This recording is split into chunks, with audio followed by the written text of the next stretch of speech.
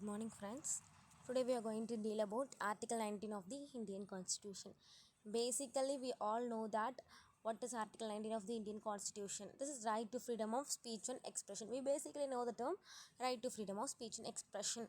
So, Article 19 is that protection of certain rights regarding freedom of speech and etc. And etc. denotes all other six rights which are guaranteed under Article 19 of our Indian Constitution.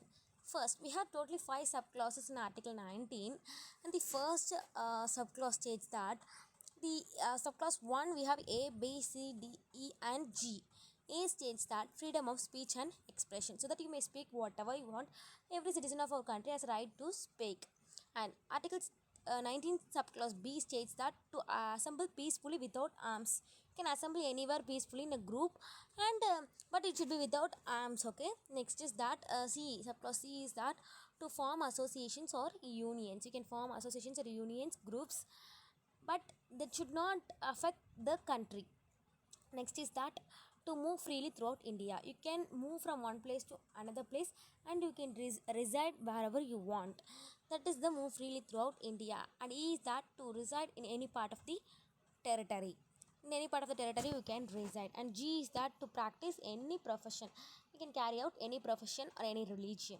And subclause 2, Article 19 subclause 2 imposes certain reasonable restrictions for the in the interest of certain things. The first one is that sovereignty and integrity of the state. If you speak something, it should not affect the sovereignty or integrity of state. If it affects, then you do not come under this article. The next is that security of the state. For the second clause is that for the security of the state. And third clause is that friend relations with the foreign countries. When you want to have a friend relation with the foreign countries, if your speech affects the friend relation with the foreign countries, then it might be the violation and you shall be punishable.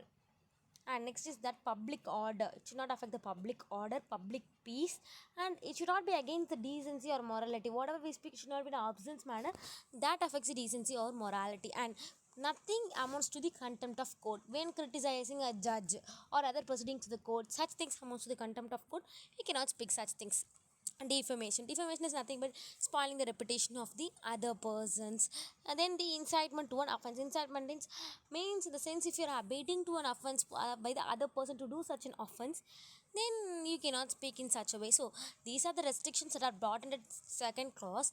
And reasonable restrictions under Article 19 subclause 1. If such thing whatever you speak affects and that comes under the 8 circumstances, then you cannot speak such things unless and until you have a right of freedom of speech and expression under our Indian Constitution.